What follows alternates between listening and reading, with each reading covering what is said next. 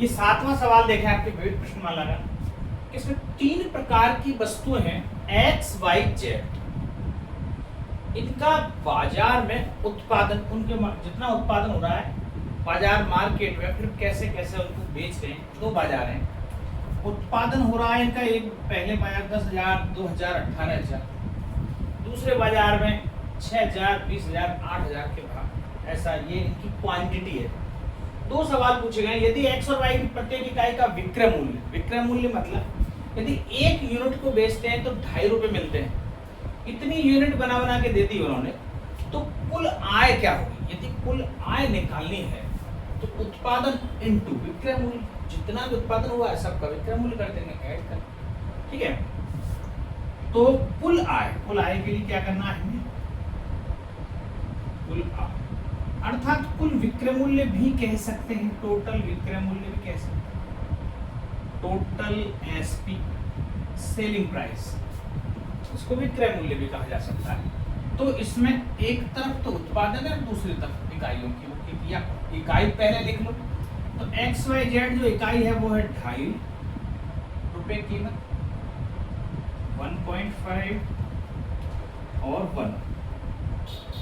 एक मैट्रिक्स तो ये बन गया। दूसरा मैट्रिक्स इसमें गुणा करें तो, अब चूंकि हमें पता है ये यदि रो मैट्रिक्स है तो एक कॉलम मैट्रिक्स बनाना पड़ेगा, तभी आके मल्टीप्लाई संभव है। तो इसका देखो 10,000, 20,000, 2 बाजार दे रखे हैं। अच्छा ठीक है, दोनों बाजारों का एक साथ इसके साथ मल्टीप्लाई हो जाएगा। तो ये 1x3 का, ये 3x2 का हो जाएगा। तो 1x2 का कुछ हिसाब किताब बन जाएगा, लेकिन 1x2 के जो मैट्रिक्स है हमें टोटल नहीं मिलेगा। तो इसमें क्या तरीका है, हम दोनों को ही ऐड करेंगे प्लस। सुन लो, 10,000, 2,000, 18,000 ऐसे लिख दिया। इन दोनों का हम मल्टीप्लाई करेंगे तो एक बाजार का एसपी आएगा। इसी प्रकार यदि इसका 2.5, 1.5, 1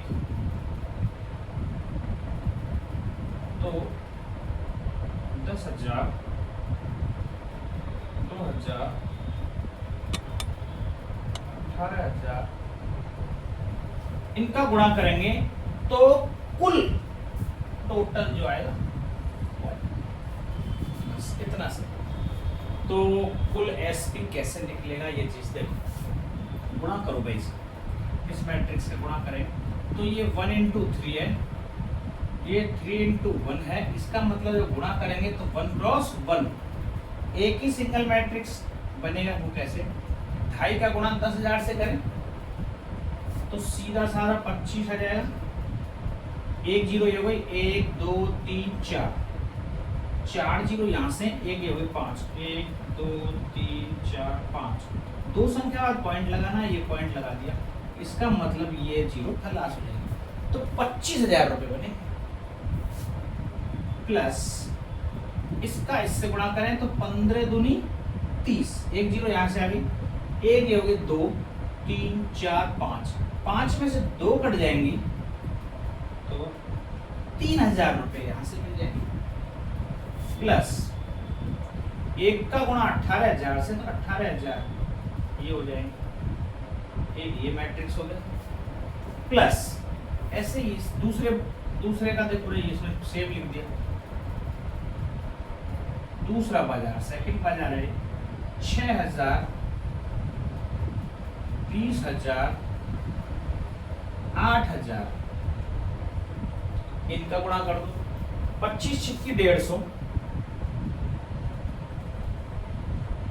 तो 1 0 तो वहां मिलेगी, 1 यहाँ मिलेगी, तो ये 25 छिक्की 150 में पूरा ये खत्म, दोनों जीरो है ना। अब कितनी जीरो बची? 1 2 3, यहाँ पर 18, 1 2 3, 15,000 इसके आ जाएंगे। प्लस 15 दूनी 30, 30 में से एक जीरो ये और एक जीरो वो खत्म, 1 2 3 4, 30,000 रुपये यहाँ से आ जाएंगे और 8,000 रुपये यहाँ से आ जाएंगे। इन सबको वो लोग बात करके समझे कुछ बैठिए नहीं। पहले देखें, ये बाजार में उत्पादन है 10,000, 2,000, 18,000। किसका? XYZ को 3 प्रकार की वस्तु है।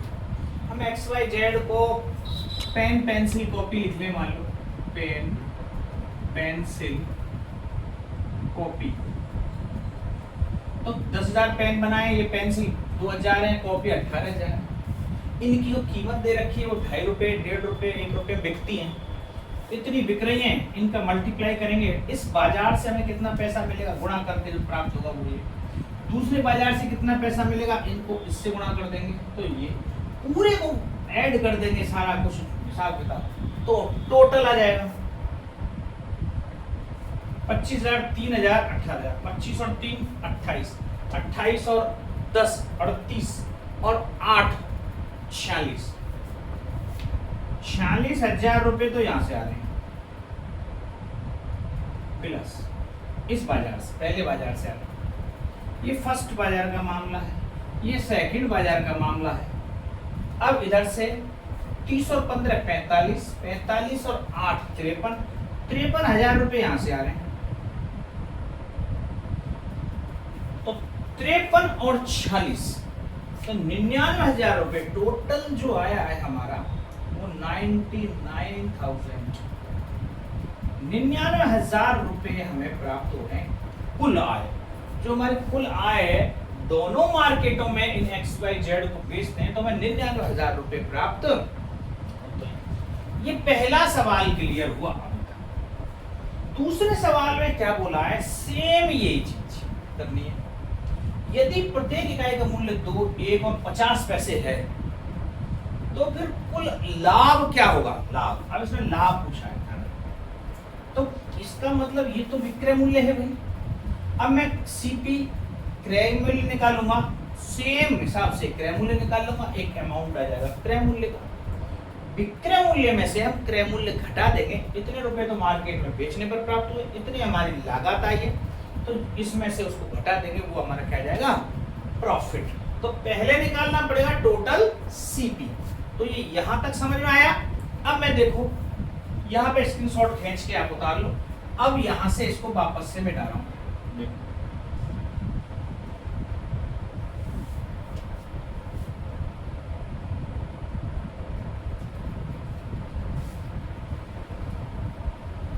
₹99,000 रुपये है जो हमारा प्राप्त हुआ है, वो क्या प्राप्त हुआ है इसको अलग से लिख दूंगा मैं।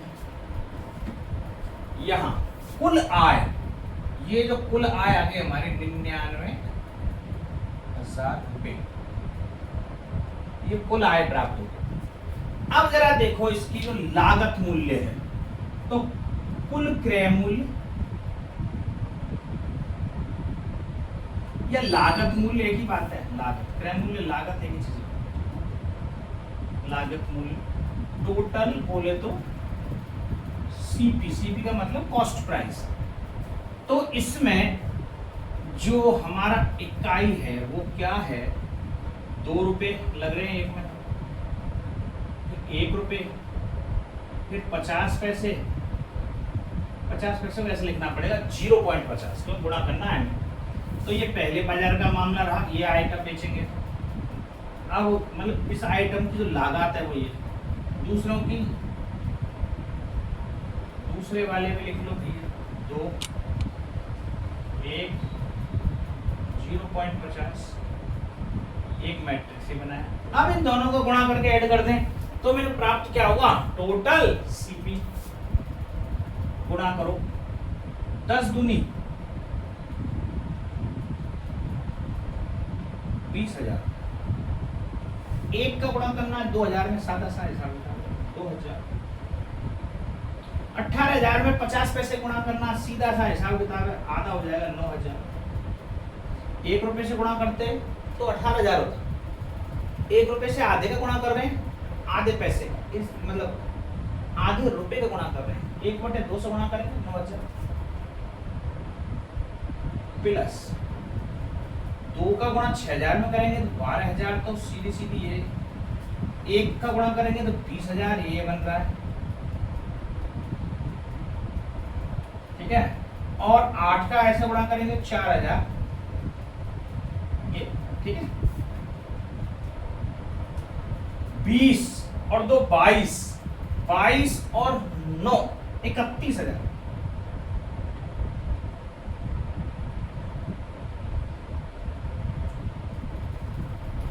बारह, 20 और 12 32, 32 और 4 36, 36,000 तो इनका क्रय मूल्य दूसरे वाले फर्स्ट बाजार, फर्स्ट बाजार का इतना ही टोटल क्रय मूल्य, सेकंड बाजार का टोटल दोनों को जोड़ देंगे 36 और 31 67,000 रुपए लागत मूल्य है।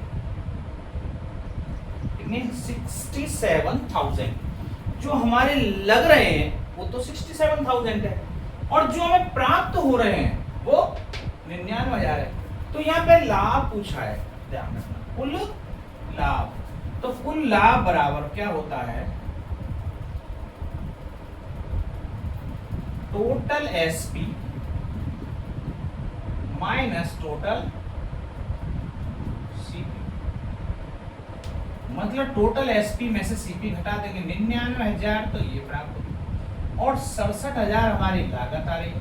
तो हमें जो प्रॉफिट मिलेगा तो वो 67 में 99 32,000 का, हमें सीधे सीधे 32,000 का फायदा हो रहा है। ये 32,000 रुपये हमारा क्या होगा, प्रॉफिट, ठीक है। इसमें 32,000 जोड़ेंगे तो 99,000, तो हमारा टोटल प्रॉफिट है, तो हमने यहाँ निकाल लिया है कि ये टोटल प्रॉफिट कैसे निकलेगा, ठीक है। कैसे बोलो, बात को समझ बैठे। वो अपन ने एसपी निकाला, फिर सीपी निकाला, सीपी एसपी में से सीपी घटा दिया, इतने तो हमें मार्केट से प्राप्त हो रहे हैं, इतनी हमारी लागत आ रही है, लाभ इसमें से घटाया 32,000 रुपये। ये आपका 7वां सवाल कंप्लीट होता है। ये 8वां सवाल देखें। अब इसमें x ज्ञात कीजिए, x का गुणा हो रहा है इस मैट्रिक्स से और बराबर ये प्राप्त हो रहा है। तो हमें कोई एक मैट्रिक्स माननी पड़ेगी। माना x को कोई मैट्रिक्स माने, तो माना x बराबर, अब बात मुद्दा ये हम किस ऑर्डर का x को मैट्रिक्स माने। तो यहाँ देखो, ये प्राप्त क्या हो रहा है, ये जो प्राप्त हो रहा है 2 क्रॉस 3 का मैट्रिक्स, इससे गुणा किया जा रहा था 2 क्रॉस 3 का मैट्रिक्स। इसका मतलब जिससे गुणा किया जा रहा है वो x, तो लास्ट में 2 तो रहेगा ही रहेगा, और ये 2 क्रॉस 3 का प्राप्त हो रहा है तो 2 क्रॉस 2 का होगा, क्योंकि ये दोनों सेम, और जो फाइनल प्राप्त होने वाला मैट्रिक्स होना चाहिए वो 2 क्रॉस। बात समझ आ रही? यदि ये दोनों, इसका कॉलम इसकी रो समान होंगी तो ही गुणा हो सकता है। इसका मतलब यहाँ मुझे 2 लिखना ही पड़ेगा। लास्ट में प्राप्त तो मुझे 2 क्रॉस 3 का हो रहा है, तो इधर का मतलब यहाँ 2 होगा, 3 तो यहाँ है, तो 2 क्रॉस 2 जो x है, मुझे 2 क्रॉस 2 का एक मैट्रिक्स मानना पड़ेगा। तो इसको क्या मान ले अपन, A, B, C और D, 2 क्रॉस 2 का मैट्रिक्स मान लिया, ठीक है। अब इसका गुणा करें अपन इससे, करो साथ, क्योंकि ऐसा ही दे रखा है, A, B, C, D, और 1 2 3 4 5 6 बराबर -7 -8 -9 2 4 6। इसका मतलब इससे गुणा करें और ये आना चाहिए, तो ये गुणा करो, पहले मैट्रिक्स बनाते हैं, गुणा करने के बाद क्या स्थिति बनती है। A का 1 से A प्लस 4B, A का 2 से 2A प्लस 5B, A का 3 से 3A प्लस 6B, फिर C का 1 से C प्लस 4D, C का 2 से 2C plus 5d 3c plus 6d, इधर का इससे ऐसे गुणा होगा 2 5, इसका ऐसे सब में इस प्रकार से, तो 2 क्रॉस 3 की मैट्रिक्स बन रही है बराबर, इसको दे रखा है -7 -2 4 6। तो जरा इनको बराबर रखें, ए बी, तो इन तीनों से ए बी निकल सकता है। देखो हमें तो दो ही चाहिए केवल ए बी निकालने के लिए, कोई भी दो ए प्लस 4b बराबर -7 और 2a प्लस यहाँ से 3 ले लें, 3a प्लस 6b, ये ज़्यादा सही रहेगा, 3a प्लस -9। तो यहाँ देखेंगे 3 कॉमन आ रहा है, पूरा कट रहा है, 3 कॉमन ले लो तो यहाँ आ जाएगा a प्लस 2b और 3 का भाग लगा दिया -3, ठीक है। तो ये समीकरण कहाँ से आया, डिवाइड बाई 3 करने पर। इन दोनों समीकरणों को हल करें, कैसे, माइनस करने पर, माइनस करेंगे ए माइनस ए प्लस, तो मतलब ये इससे कट जाएगा, 4 में से 2 गए तो 2b, -7 में से 3 गए तो -4 और 3 की वैल्यू आ जाएगी -7। मुझे केवल 2 ही चाहिए। आपको लगेगा क्या पता, यहाँ इसमें रख के देख लेंगे, यदि इसको संतुष्ट कर रहा है तो हमारा ए बी के मान सही है। बी की वैल्यू आ गई -2, बी की वैल्यू -2 यहाँ रख दे इसमें, तो ए -2 गुणा 4 -8 बराबर -7, ए की वैल्यू हो जाएगी 1, ये -8 उधर जाएगा तो प्लस का 8, ए की वैल्यू 1, ए निकले आया, बी निकले आया। मैंने केवल 2 इक्वेशंस ली, एक तो ये वाली ली थी, एक ये वाली, इसको तो लिया ही नहीं। आप बोलो क्या पता ये -8 के बराबर नहीं आ रहा, तो तुम्हें चेक करो इसको, a बराबर 2, 2 1 2, b बराबर -2 -10, 10 में से 2 गए तो -8, यहाँ माइनस का 10 आएगा, यहाँ 2 आएगा, -10 में 2 गए तो -8 बराबर आ रहा है। इसका मतलब ये मान बिल्कुल सही। ऐसे 2 कोई इक्वेशन यहाँ से ले लो, कोई 2 क्यों लेनी है, इसके पीछे हमें ऐसा है कि सरल बन जाए कहीं से नहीं, ये सरल बन रहा है, देखो c प्लस 4d ये बराबर 2 के, और मैं 3c प्लस 6d की बात करूं तो ये 6 के बराबर है, यहाँ से 3 कॉमन आ रहा है तो c प्लस 2d बराबर 3 2 6 2। जरा इसको इसके नीचे रखो तो घटाने पर ये कट गए, ये कट गए, 2d बराबर 0, तो d की वैल्यू तो भाई 0 आ गई हमारे हिसाब से, और यदि d की वैल्यू या 0 रखेंगे तो c का मान 2 आ जाएगा, c का मान 2, d की वैल्यू 0, ये और 2 मान आ गए। अब यदि ये 2 मान आ गए, इनको रख के देखो, इसमें c 2 है, इस वाले 2 दूनी 4, d 0 है, 4 आ रहा आंसर। इसका मतलब हमारे पास ABCD की वैल्यू आ गई। तो x जो अपना मैट्रिक्स था x, वो हमने क्या माना, ABCD। A क्या है 1, B क्या है -2, C क्या है 2, D क्या है 0, x बराबर 1 -2 2 और 0। ये यदि इस मैट्रिक्स से इसका गुणा किया जाए तो ये आंसर आए। ये आपका सवाल number 8।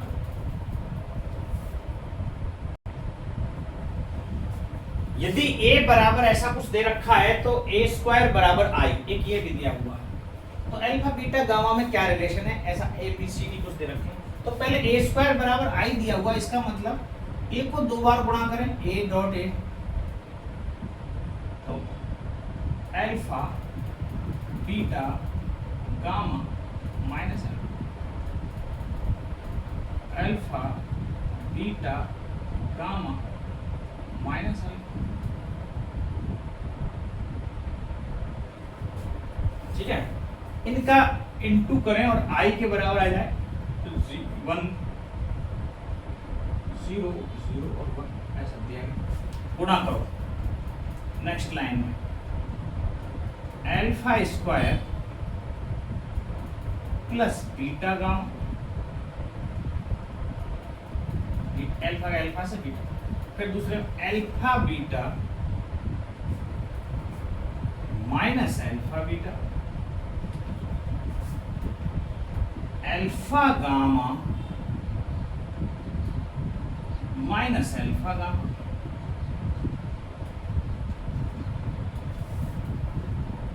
Beta gamma minus plus हो गया alpha square, alpha square plus beta gamma, alpha square plus beta gamma दोनों में सेम है, और ये 1 0 0 1, ये 0 आ रहा है, ये भी 0 आ रहा है, इनकी वैल्यू ये भी दोनों सेम है, इसका मतलब इसके बराबर होंगे, तो हमें एक चीज निकल के ऐसे सामने आ रही है, alpha square plus beta gamma बराबर 1 होना चाहिए। यदि इस 1 को भी इधर ले आए, alpha square beta gamma minus 1 बराबर 0, ये ऐसा कुछ रिलेशन होना चाहिए जो आपके जो भी ऑप्शन में है ये आंसर हो जाए। ये आपका 9वां सवाल। 7वें सवाल में हाँ मेरे को पता चला कि उसमें आंसर जो दे रखे हैं क्रय मूल्य विक्रय मूल्य वाले में अलग अलग बाजार के दे रखे हैं, बाजार ए का इतना विक्रय मूल्य, बाजार उसमें कुल लिखा हुआ था, तो मैंने टोटल कर दिया। यदि आप चाहो तो उसमें प्लस ना लगा के अलग अलग भी निकाल सकते हैं। उसमें लिखा था कुल प्रॉफिट, एक ही वर्ड दिया कुल प्रॉफिट। जब कुल प्रॉफिट की बात आ जाती है तो कुल तो एसपी आएगा, कुल सीपी आएगा, तभी कुल प्रॉफिट निकल गया। ठीक है, तो मैंने ऐसे निकाल दिया, भाई ऐसा कोई उसमें इश्यू नहीं है, आप अलग अलग करेंगे अलग। ठीक, ये 9वां सवाल है। ये 10वां सवाल देखें, यदि एक आव्यूह सममित तथा विषम सममित दोनों ही है तो वो कैसा आव्यूह होगा? एक विकर्ण आव्यूह, एक शून्य आव्यूह, एक वर्ग आव्यूह भी इनमें से कोई नहीं। तो भैया कोई आव्यूह यदि मान लो ए है कोई, मैं इसका डैश निकालूं ए के बराबर भी आ जाए, और इस ए का डैश निकालूं माइनस ए के बराबर भी आ जाए, ऐसा तो संभव नहीं है। एक ही स्थिति में हो सकता है, यदि ए 0 0 0 0 0, मैं इसका डैश निकालूं भैया, तो डैश निकालेंगे तो वो 0 0 0 0 आ जाए, तो ए डैश की वैल्यू ए के बराबर आ रही। और यदि इसके आगे माइनस भी लगा दूं तो क्या फर्क पड़ेगा? 0 में माइनस लगा दो, क्योंकि 0 माइनस प्लस कुछ होता ही नहीं है, 0 तो 0 ही होता है। तो ये माइनस ए और ए केवल एक ही स्थिति में लागू है, शून्य मैट्रिक्स। यदि कोई शून्य आव्यूह होता है तो ही वो दोनों हो सकता है, शून्य आव्यूह ही दोनों सममित या विषम सममित, सममित और यानी विषम सममित। ठीक, ये 10वां। एक लास्ट और अंतिम 11वां सवाल और देखूं। एक 11वां सवाल है, बहुत अच्छा है, इंपॉर्टेंट। मैं आपको स्टार लगा रहा हूं इस टाइप का सवाल। देखो, यदि एक वर्ग आव्यूह इस प्रकार है कि ए स्क्वायर बराबर ए, ऐसा दे रखा है, मतलब ए स्क्वायर खुद ए के ही बराबर आ रहा है, तो बताओ भैया इसका क्या मान होगा? आई प्लस ए का क्यूब। तो निकालते हैं, आई प्लस ए का क्यूब माइनस 7 आई। इसको हल कर लें जरा एक बार, क्या आना चाहिए? a प्लस बी का क्यूब है ये, तो a प्लस बी का क्यूब क्या होता है? i का क्यूब प्लस a का cube plus 3i square a plus 3ia square. ये कहाँ से खुला है भैया? a प्लस बी के होल क्यूब से। a प्लस बी का होल क्यूब क्या होता है? a cube plus b cube plus 3a square b plus 3ab square. ये a प्लस बी के होल क्यूब से खुला है, और माइनस का 7a और लिख रहा है, इसको भी लिख दो। अब हल करेंगे, आई क्यूब आपको पता है, आई क्या होती है? आइडेंटिटी मैट्रिक्स, एक के बराबर, उसका स्क्वायर करो, क्यूब करो, कुछ भी करो, तो आई की पावर कितनी भी लगा दो, n, हमेशा आई ही आता है। ये आपको याद रखना। इसका स्क्वायर करेंगे, इसका कुछ भी करें मतलब कितनी पावर लगा, एक पर कितनी पावर लगा दो एक ही आता है, ऐसे आई मैट्रिक्स आइडेंटिटी मैट्रिक्स को कितनी पावर लगाएंगे हमेशा आई आएगा। दूसरी बात, जैसे आई को किसी के साथ में गुणा करते हैं 7 8 10, एक को किसी के साथ में गुणा कर दो 7 ही आएगा। ऐसे आई को किसी के भी साथ में यदि गुणा करें, कोई मैट्रिक्स है और यहाँ आई के साथ में गुणा करते हैं, कोई भी मैट्रिक्स दे रखा है जैसे ए आई, हमेशा क्या आएगा ए, ये भी आपको याद है। किसी मैट्रिक्स के साथ में गुणा कर दो ए का आई का तो वो ही मैट्रिक्स आ जाता है। बस ये दो प्रॉपर्टीज आपको और ध्यान रखनी। आई क्यू, मैंने बोला आई के पास कितनी पावर लगा दो, इसका मतलब ये तो आई ही रहेगा। ए क्यूब को ए स्क्वायर डॉट ए लिखा जा सकता है, ठीक है, प्लस 3 आई के पास कितनी पावर लगाएंगे, आई रहेगी ए, तो ए प्लस 3 आई ए स्क्वायर देखें तो ऐसा कुछ ए स्क्वायर बराबर ए, ये ऐसा गिवन है, हमें दे रखा है कि ए स्क्वायर की वैल्यू कितनी दे रखी है, ए, ये गिवन है। तो जहां जहां ए स्क्वायर दिखेगा वहां ए लिख देंगे। तो अभी तो मैं ए स्क्वायर लिख रहा हूं, अगली लाइन में करते हैं क्यों, क्योंकि यहां भी ए स्क्वायर दिख रहा है, आई प्लस ए स्क्वायर की वैल्यू ए, यहाँ ए लिखा, ए डॉट ए फिर से ए स्क्वायर, तो फिर से ए आ जाएगा, बात समझ आई। यहाँ ए स्क्वायर का मान लिखा ए और फिर ए डॉट ए, फिर एक ए स्क्वायर बन जाएगा और फिर से ए स्क्वायर की वैल्यू ए है प्लस 3ia, आई का किसी के साथ में गुणा करेंगे तो वही आएगा, तो इसका मतलब 3a, यही बताया आई ए बराबर ए होता है, प्लस ए स्क्वायर ए और 3ia फिर से 3a माइनस 7a, माइनस का 7a 3a 7a प्लस का, इसका मतलब इन सब से ये कट जाएगा, क्या बचेगा final answer, only I, this is the answer. केवल आई आइडेंटिटी मैट्रिक्स प्राप्त हुआ यदि कोई ऑप्शन में है आई, बिल्कुल शायद है सी। तो 11वें सवाल का आंसर बहुत ही बढ़िया सवाल है, एक से क्योंकि दे रखा है ए स्क्वायर बराबर ए, तो हमें कैसे कैसे ए स्क्वायर को यूटिलाइज करना, इसलिए ए क्यूब को हमने ऐसे तोड़ कर लिखा है। तो ये आपका तीसरा चैप्टर मैट्रिसेस पूरा फिनिश हुआ, ठीक है। आप सारा पा रहे हैं, सब कुछ बहुत ज़्यादा कठिन नहीं था। आगे भी आपको इसी प्रकार की अच्छी वीडियो और मिलती रहेंगी। धन्यवाद।